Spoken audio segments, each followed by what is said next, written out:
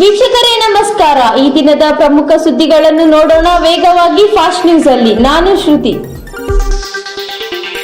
ಕಲಬುರಗಿಯಲ್ಲಿ ಆಳೆತ್ತರದ ಜಾಲಿ ಕಂಟೆ ಮುಳ್ಳಿನ ಗಿಡಗಳೇ ಅದಕ್ಕೆ ಬೇಲೆ. ವಾಕಿಂಗ್ ಫುಟ್ಪಾತ್ ಎಂಬುದೇ ಮಾಯಾ ಆಟಕ್ಕೆ ಸಾಮಗ್ರಿ ಇವೆ ಎಂಬುದು ದೂರದ ಮಾತು. ಇನ್ನು ಕೆಲವೆಡೆ ವಾಕಿಂಗ್ ಫುಟ್ಪಾತ್ ಇದ್ದರೂ ಅಲ್ಲಿ ನಡೆದು ಹೋಗಲು ಆಗದ ಮಕ್ಕಳಿಗೆ ಆಟದ ಮೈದಾನವಾಗಲೇಬೇಕಿದ್ದ ಈ ಸ್ಥಳ ದನಗಳು ಓಡಾಡಿ ಮೇಯುವ ತಾಣವಾಗಿದೆ. ಕೊಪ್ಪಳ ಜಿಲ್ಲಾ ಕಾಂಗ್ರೆಸ್ನಲ್ಲಿ ಮತ್ತೆ ಅಸಮಾಧಾನ ಭುಗಿಲೆದ್ದಿದೆ. ಇಕ್ಬಾಲ್ ಅನ್ಸಾರಿ ಗೆದ್ದು ತೋರಿಸಲಿ ಎಂದು ಶಿವರಾಜ್ ತಂಗಡಗಿ ಹೇಳಿಕೆ ವಿಚಾರ ಮಾಜಿ ಶಾಸಕ ಇಕ್ಬಾಲ್ ಅನ್ಸಾರಿ ತಿರುಗೇಟು ನೀಡಿದ್ದಾರೆ. ಈ ಬಗ್ಗೆ ಚರ್ಚೆಗೆ ಬನ್ನಿ, ಯಾರು ಯಾರಿಗೂ ಮೋಸ ಮಾಡಿದ್ದಾರೆ ಗೊತ್ತಾಗುತ್ತದೆ ಎಂದು ವಾಗ್ದಾಳಿ ನಡೆಸಿದ್ದಾರೆ. ಲಕ್ಷ್ಮೇಶ್ವರ ತಾಲೂಕಿನ ಹದರಗಟ್ಟಿ ಸಂರಕ್ಷಿತ ಅರಣ್ಯ ಪ್ರದೇಶದಲ್ಲಿ ಅಪರೂಪದ ಗ್ರೇಟ್ ಇಂಡಿಯನ್ ಹಾರ್ನ್ಬಿಲ್ ಪಕ್ಷಿ ಕಾಣಿಸಿಕೊಂಡಿದ್ದು ಪಕ್ಷಿ ಪ್ರಿಯರಲ್ಲಿ ಸಂತಸ ಮೂಡಿಸಿದೆ. ಎತ್ತರದ ಪ್ರದೇಶದಲ್ಲಿ ಇರುವ ಹದರಗಟ್ಟಿ ಸಂರಕ್ಷಿತ ಅರಣ್ಯದಲ್ಲಿ ಹಲವು ಬಗೆಯ ವಲಸೆ ಹಾಗೂ ಸ್ಥಳೀಯರ ಪಕ್ಷಿಗಳು ಕಂಡು ಬರುತ್ತಿವೆ. ಒಂದು ಸಾಲಿನಲ್ಲಿ 2021ರಿಂದ 2026ರವರೆಗೆ ಪ್ರಧಾನಿ ನರೇಂದ್ರ ಮೋದಿ ಅವರ ವಿದೇಶ ಪ್ರವಾಸಿಗಳಿಗೆ ಒಟ್ಟು ಬರೋಬ್ಬರಿ 557 ಕೋಟಿ ವೆಚ್ಚವಾಗಿದೆ ಎಂದು ಕೇಂದ್ರ ಸರ್ಕಾರ ರಾಜ್ಯಸಭೆಯಲ್ಲಿ ಮಾಹಿತಿ ನೀಡಿದ್ದಾರೆ.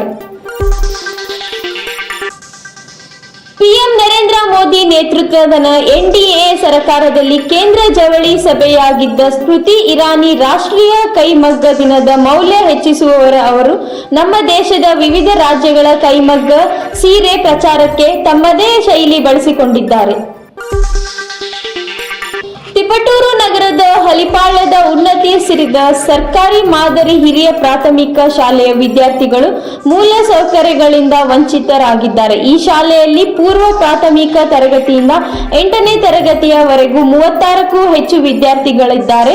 ತರಗತಿ ವಿಭಾಗದಲ್ಲಿ ಶೌಚಾಲಯ ಮತ್ತು ನೀರಿನ ವ್ಯವಸ್ಥೆ ಇದ್ದರೂ ನೀರಿನ ಸಮಸ್ಯೆಯಿಂದ ಬಳಲುತ್ತಿದ್ದಾರೆ. ಕೊಳ್ಳೇಗಾಲ ಕೇರಳಂನ ಮಲೆನಾಡಿನಲ್ಲಿ ಭರಪೂರ ಮಳೆಯಾದ ಹಿನ್ನೆಲೆಯಲ್ಲಿ ಕಬಿನಿ ಜಲಾಶಯದ ಒಳಹರಿವು ಹೆಚ್ಚಾಗುವುದರಿಂದ ತಾಲೂಕಿನ ಸುಪ್ರಸಿದ್ಧ ಬರಚುಕ್ಕಿ ಜಲಪಾತಕ್ಕೆ ಜೀವಕಳೆ ಬಂದಂತಾಗಿದೆ.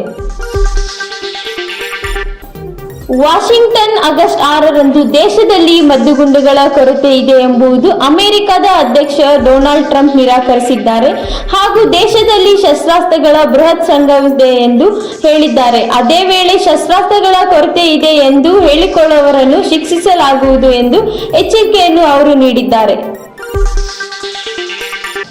ಬೆಂಗಳೂರಿನಲ್ಲಿ ಬಿಹಾರ ಮೂಲದ ರೀಮಾ ಕುಮಾರಿ ಎಂಬ ಮಹಿಳೆಯ ಹತ್ಯೆ ಪ್ರಕರಣಕ್ಕೆ ಸಂಬಂಧಿಸಿದಂತೆ ಆರೋಪಿ ಪತಿಯನ್ನು ಬಿಹಾರದಲ್ಲಿ ಪೊಲೀಸರು ಬಂಧಿಸಿದ್ದಾರೆ. ಬೆಂಗಳೂರಿನ ಕುಂಬಳಗೂಡು ಬಳಿಯ ಗೆರುಗೆಪಾಳ್ಯದಲ್ಲಿ ಕಳೆದ ತಿಂಗಳು ಜುಲೈ 25ರಂದು ರೀಮಾ ಕುಮಾರಿ ಎಂಬ ಮಹಿಳೆಯರು ಕೊಲೆಯಾಗಿದ್ದು ವರದಿ ತಿಳಿದು ಬಂದಿದೆ. ಇದಿಷ್ಟು ಈ ದಿನದ ಫಾಸ್ಟ್ ನ್ಯೂಸ್. ನಿರಂತರ ಸುದ್ದಿಗಾಗಿ ನೋಡ್ತಾ ಇರಿ NK T4, ಇದು ನಿರಂತರ ಕಾರ್ಯಪಡೆ.